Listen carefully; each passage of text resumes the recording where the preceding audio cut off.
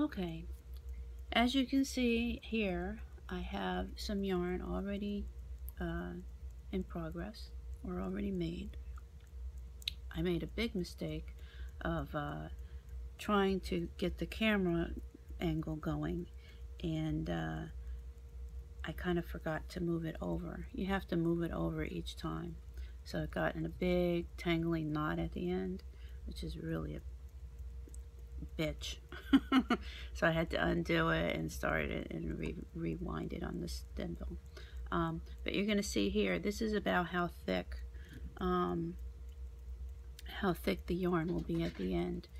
When I'm spinning it, you're going to see that it's much thinner when it's going on. But that's because now the yarn is a little more relaxed here in this position as I spin it back on. But anyway, to start, I'm making a little keyhole here, okay? And this is going to be my roving. I'm going to be attaching a new roving, okay?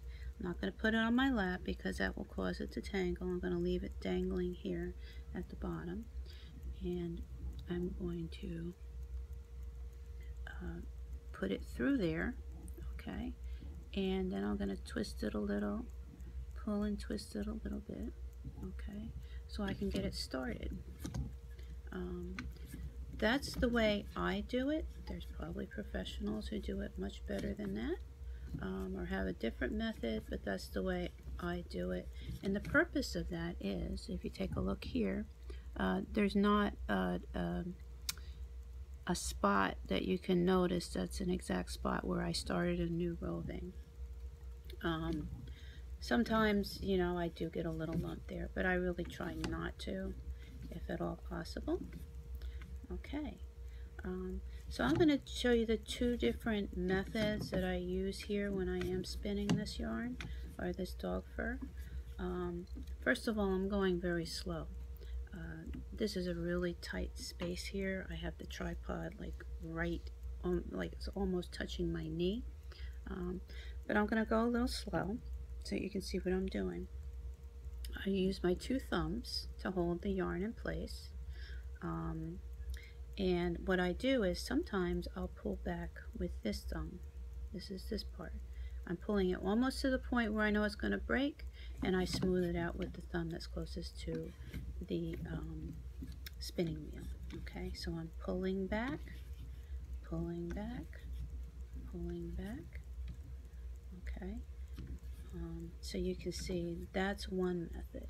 Okay, sometimes I find little pieces of stuff in here. As much as I card and pull it all apart, maybe it dropped on the floor, maybe the dog jumped in the box. Yes, they do. They love the smell of other dog's fur, and got a little dirt in there, so I just pull it out. Okay, so again, I'm pulling back with this hand, and I'm smoothing it with this hand. Now, other times this roving might get too thin.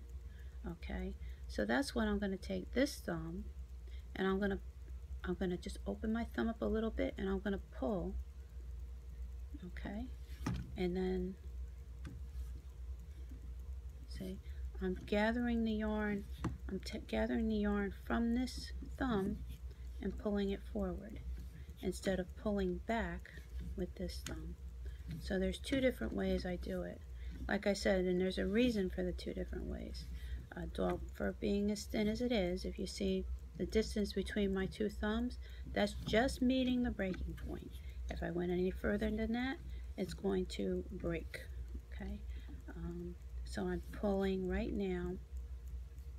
I'm using this hand, this thumb, to pull the fur from the other hand. Okay, so I have enough here. All right. So those are the two methods that I use. The other thing you might notice, I think when I started, I showed you that, the fur right now, or the yarn, it looks really thin. Okay, that's because dog fur, I'm trying to get some of that, see how I'm at one of those spots now where things are starting to get gnarly. Okay,